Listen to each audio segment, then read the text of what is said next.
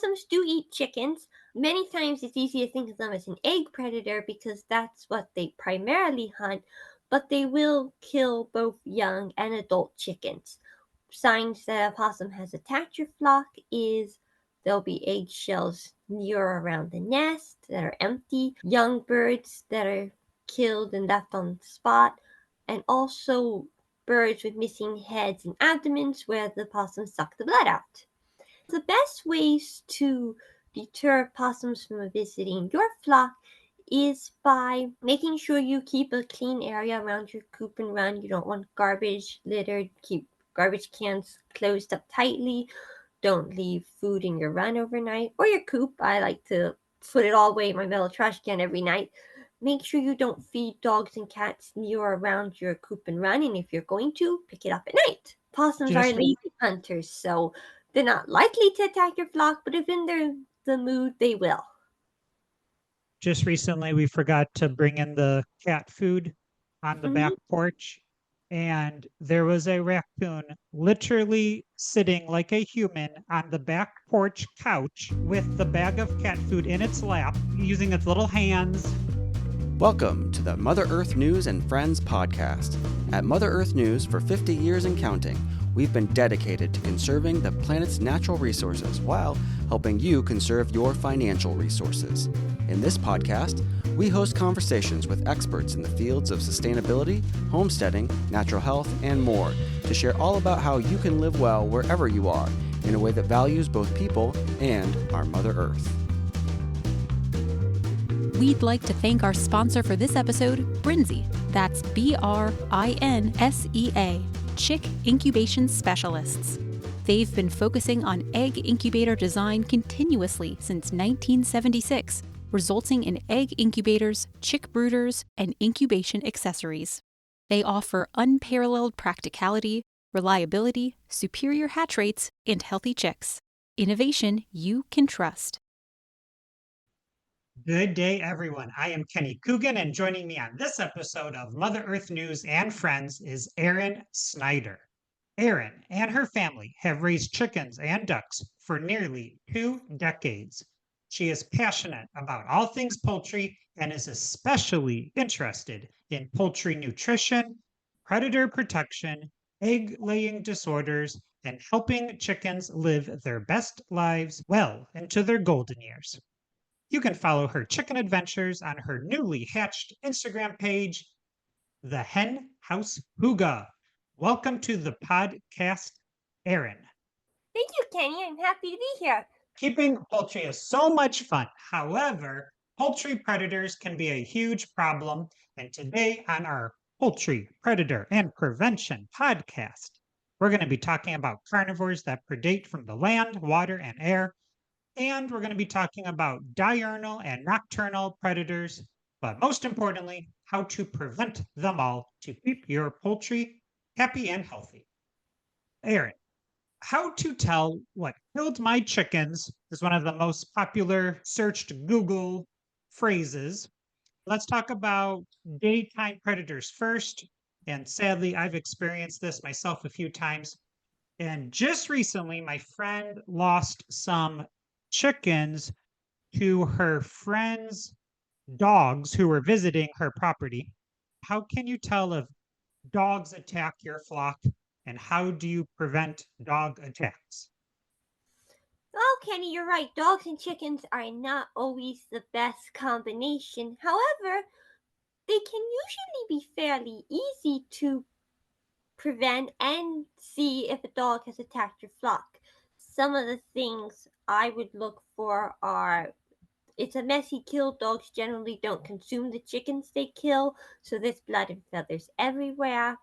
You want to look for surviving birds with broken legs and wings, and also how did the dog enter the coop or run, because a lot of times they will dig underneath or climb or jump. And the best ways to prevent dogs from becoming chicken predators is to know your dog. If your dog is not good with chickens, make sure they're separated at all times. Don't free range, because even if your dog is locked up, there could be stray dogs or your neighbor's dogs come into your yard and end up killing some of your birds. Don't forget to cover your run with a sturdy half-inch wire because dogs like to jump and climb, and so not only do you want to protect your flock, but if your dog should climb and get onto like flimsy chicken wire, they may end up falling through and breaking a leg. So you want to look to protect both dogs and chickens. Make sure you keep your coop and run doors locked securely because unlike the wild predators, dogs have no problems entering human enclosures. If you have a lot of problems with dogs entering your yard, you might want to attach predator skirts and bury them 2 feet down and then 3 feet out from around your poultry coop and run. What I want to point out with dogs is you can actually, even if your dog is not good with chickens, they still help prevent against other predators. So letting your male dog mark around your coop and run is a good way to deter other chicken predators. My friend had guinea pigs outside in an outside coop for 10 years, and the coop was actually open. Oh wow. And she had a golden retriever for 10 or 12 years who was friendly to the guinea pigs. And when they had to put the golden retriever down, literally later that week, a predator got all of the guinea pigs. Oh wow. Even though the golden retriever would be in at night, Yeah. that scent marking or the presence of the golden retriever was enough to deter the fox or any other predator that was nearby. Another daytime predator that are very sneaky are the mustelids, and these include weasels, badgers, otters, polecats, and martens. They can also be nocturnal, but in the summertime, they will predate during the day. So, how can you tell that these muscelids are a problem, and how do you prevent the weasel family? One thing I want to point out before we get into how to prevent and how do you know if a mustelid is a threat to your flock or has killed your flock is that you also want to think about pet ferrets because, especially if you brood chicks or ducklings indoors, they do tend to kill just like other mustelids. Weasels and other mustelids are one of the hardest to prevent from attacking your flock because they are so small and they can squeeze through openings literally the size of a quarter. Some of the ways to tell if a weasel or another mustelid has attacked your flock is birds have missing heads, the entire flock will be killed in one setting, bite marks at the back of the neck or the head to where the mustelids suck up the blood because mustelids are very bloodthirsty, even though it's gross to think about. It's definitely a problem with these chicken predators. You also want to see if birds have bites near the vent where the mustelids have eaten out the intestines. When it comes to mustelids, you cannot predator proof enough. You want to make sure there's no gap bigger than half an inch anywhere in your coop or your run. Make sure that you cover the top of your coop and run so that way they can't go climb and go through the enter through the roof. And you also want to avoid free ranging. If you have ducks or other waterfowl, make sure you keep them off the pond. Historically, people thought that skunks were part of the mustelid family because of how they acted and looked like, but now because of DNA research, they're not included in that group. But do you find skunks to be a problem? Yes, they definitely can be. They like to both, they don't usually kill adult waterfowl or chickens, but they definitely prey on young and especially eggs. So make Yeah. sure you take care of the eggs and collect them at least once daily.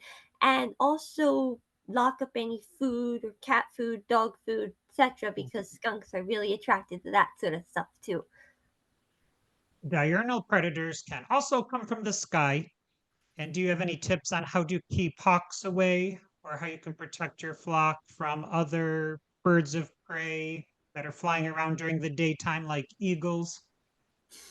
Honestly, I don't usually try to keep hawks away. I don't free range and I make sure that my coop and run are covered at all times so they can't access them because hawks do so much good. They eat rats and snakes and weasels and other mustelids that are a lot harder to protect your flock against. So if you don't free range and or if you only supervise free ranging, the chances of a hawk attacking your flock isn't very high, especially if you have a strong sturdy wire covering your run. That would include not chicken wire. Try to use sturdy hardware cloth that's half an inch so that way the hawks can't bend the wire to reach your flock. Another way to keep hawks from attacking your flock is, if possible, don't house your chickens run under a tree because even if it's wired, the hawks like to skyrocket out the tree onto your run and it really scares your flock. Another daytime aerial predator you want to look out for is the barred owl, especially since they're becoming invasive species all throughout the US. And they do hunt during the day and at night, and they will take on chickens. I'm not sure if they take waterfowl if that's too big for them, but they definitely are concerned for chicken predators. Another nickname for the barred owl is a swamp owl because they like to go fishing. So Okay. maybe they'll probably young waterfowl at least. Yeah, I would think so.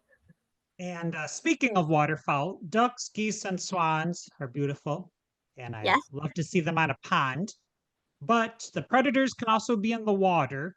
What are Yes. some common predators for waterfowl, and how can we prevent them, and how can we protect them? Ducks and geese and swans face many of the same predators that chickens do, including foxes and weasels, raccoons, opossums, skunks, aerial predators. One of the things you really have to look out for ducks and other waterfowl is the peregrine falcon because one of their top meals are ducks and they really enjoy that more than chickens. And then you want to look for predators that often are near the water, such as mustelids and weasels are almost always near the water. And alligators, I know that's not common for most places, but down south, yes, if you have your ducks on a pond, they could be eaten by alligators. Snapping turtles, even large fish, and bullfrogs, they do prey on ducklings and goslings, and it's hard to think of a frog being a waterfowl predator, but yes, they can be. The best ways to prevent waterfowl from being attacked is to lock them up at night, of course. Keep them off the pond. I know they like to swim, but kiddie pools and stock tanks and all that actually are safer for them. And a lot of ducks don't like really deep water, so they're actually happier in that than a pond. And to make sure you cover your run with hardware cloth to keep out aerial predators, digging predators, and just follow all the same safety tips you would with chickens.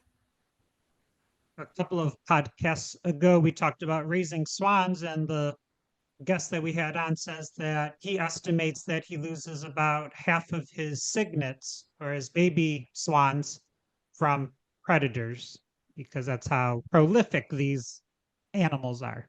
Oh, yes. Another really common search phrase on our website and Google is what kills ducks and leaves them.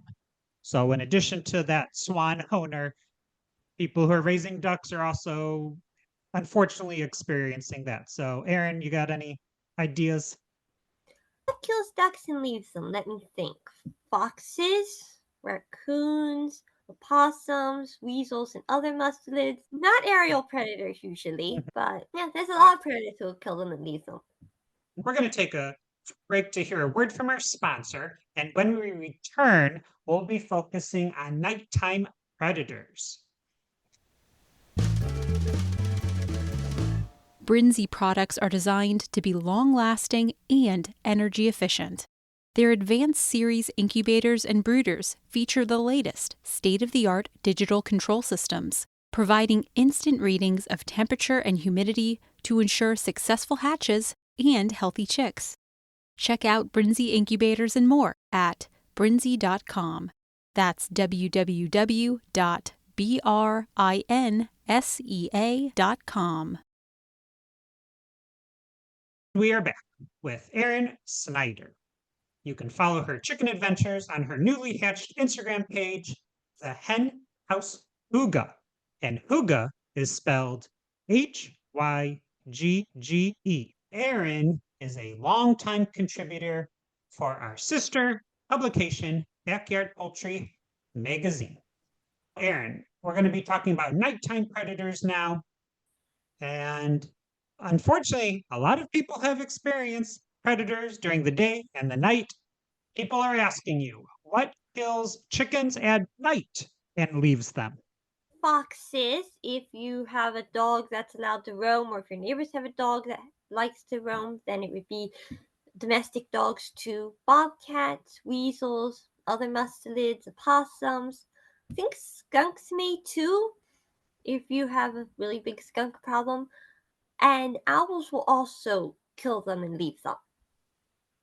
Currently, I'm in Florida, Mm-hmm. and we have very large Burmese pythons, which are invasive. But for most of the country, we have tinier snakes. Yes. Are snakes a problem for adult poultry? Yes, they can be a problem with common chicken predators. Generally, like where I live, I usually just have garter snakes, so that my adult chickens don't have to worry about. But you still have to be concerned about eggs and young poultry. But if you live in an area that has bigger snakes, yes, they will definitely kill adult chickens, ducks, etc. Do you think the snake problem is more severe for the eggs rather than the adult birds? It really is going to depend on where you live and the snakes in your geographical location. Yeah, if you have a 20-foot snake, it's probably not going to care about those tiny eggs. Yeah, probably not. Now, another ferocious looking animal, but they might not be that ferocious, are opossums. Do opossums eat chickens?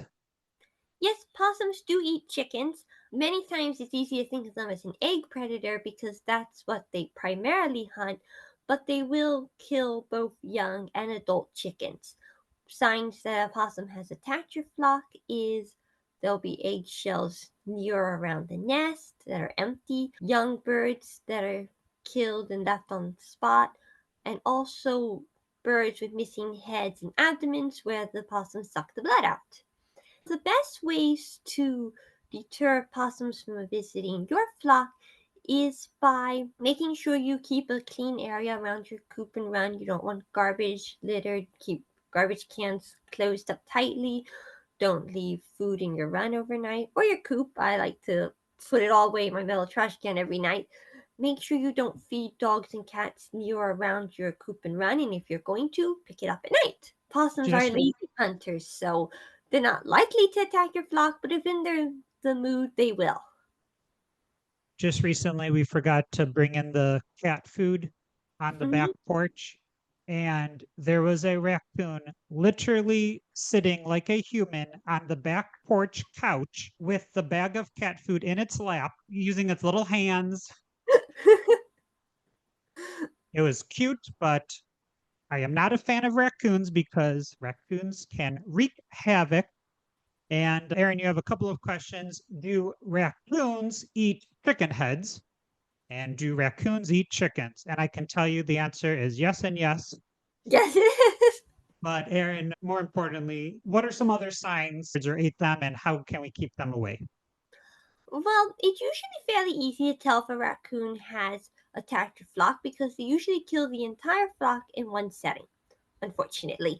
Yes, they do eat chicken heads and usually leave the rest of the body, which I know that it's easy to think that's wasteful, but with the way a raccoon is built, it's hard for them to carry off an entire bird. So they just eat what they think is the best part and then leave the rest. You want to look to see how the raccoon entered the coop or building. Obviously, you want to lock your birds up at night to prevent a raccoon attack. So if the window screen is ripped, it's probably a raccoon on your hands. If you have a sliding bolt lock or hook and eye lock and it's opened and your flock has been attacked, it's obviously a raccoon. So, since raccoons are so intelligent and so smart and have their human like little hands, you want to use extra precautions that you wouldn't necessarily need for other poultry predators. Make sure you lock your birds up at night, fasten all doors, you have outdoor access to your nesting box and pop holes and coop and run doors. Lock those securely with padlocks to make sure the raccoons can't open them. Predator proof like you would any other predator. Make sure there's no half-inch holes anywhere in your coop and run. Don't house your flock in a building with a dirt floor. Make sure you have a wooden or even better, a concrete floor to protect them from being able to other predators will chew and then raccoons will dig through and get underneath. And make sure that because raccoons like to climb and like to climb trees, that you put the coop is not right at a tree, or if there is, there's no way for them to be able to enter via the roof, like sometimes there's a gap between the roof and the rafters. You want to make sure that's all closed up so the raccoon can't access your coop that way. Maybe the most iconic predator of the night are owls. How do you keep owls away from poultry, or how do you protect poultry from owl attacks? The best ways to prevent owl attacks on your flock is by making sure you lock your flock up at night. And once again, they can attack during the day too, so if you have your flock out free ranging, make sure you keep an eye on the sky. Make sure you cover the window screens with 1/2-inch hardware cloth, because like raccoons, owls can also rip through the screen. And then you also want to make sure that, especially if you have a barn, I don't think it's so big of an issue if you have a coop, but if your flock is housed in a barn, make sure you have the rafters closed so an owl can't sneak through and be able to gain access to your flock that way. Another thing you want to make sure, because even if the owl wouldn't attack your flock, is they can actually make your chickens and other poultry sick. So make sure your barn is closed so owls can't come into it. Many years ago, I wrote an article for Countryside magazine about maybe 5 different owl species, and I love owls. And of course, raccoons do serve a purpose in the ecosystem, and so do alligators and bobcats and all these animals. It's important to mention that we do not want listeners to be poisoning these animals or the rodent population to kill the owls or the other predators, because that's bad for the ecosystem. We're trying to live in harmony with nature. I know that you repeatedly said, do not free range the waterfowl, the chickens. You keep saying, do not free range, do not free range. But I think a lot of people have this idyllic view of poultry ranging in a grassy meadow or pasture. And people will quickly learn that it's very hard to keep them alive in that type of setup. It is. Yes, and a lot of people think their chickens are happier free ranging, which, yes, they enjoy themselves, but if they're starting to get attacked, it can really scare them, and some poultry never recover from that. My friend owns a waterfowl rescue, and she has ducks that come in that are terrorized by being attacked by predators, and they'll live 5-10 years and they actually never recover from it. They'll go through their lives terrified, and that's just so sad in my opinion. So you can have a sturdy coop, but you could also have different structures that you move around a pasture so they can have access to grass. So they don't Yes, have to be in one spot. I like having chicken tractors or something movable, because I worry about them not being really healthy if they're always in the same spot, because poop builds up and bacteria and all sorts of other diseases. So I'm really a big fan of chicken tractors, but it's whatever works in your area and your setup. You could always let, depending on the flock size, you could let the ducks or the chickens out supervised. Yeah. All right. Thank you, Erin, so much for the great conversation on poultry predators and how to prevent them. Thank you, Kenny. Thanks again to Brinzy, our sponsor for this Mother Earth News and Friends podcast episode. You too can experience the Brinzy difference and maximize your hatch rates with Brinzy incubators that monitor temperature and humidity and are made of antimicrobial materials. Brinzy ships worldwide and provides stellar customer support to answer all your questions.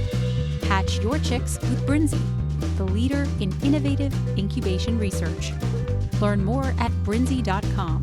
Again, that's www.brinsea.com. Thanks for joining us for this episode of Mother Earth News and Friends. To listen to more podcasts and get connected on our social media, visit www.motherearthnews.com/podcast. You can also email us at podcast@ogdenpubs.com with any questions or suggestions. Our podcast production team includes Kenny Coogan, Alyssa Warner, and myself, Josh Wilder. Music for this episode is the song Hustle by Kevin MacLeod. The Mother Earth News and Friends podcast is a production of Ogden Publications. Until next time. Don't forget to love your mother.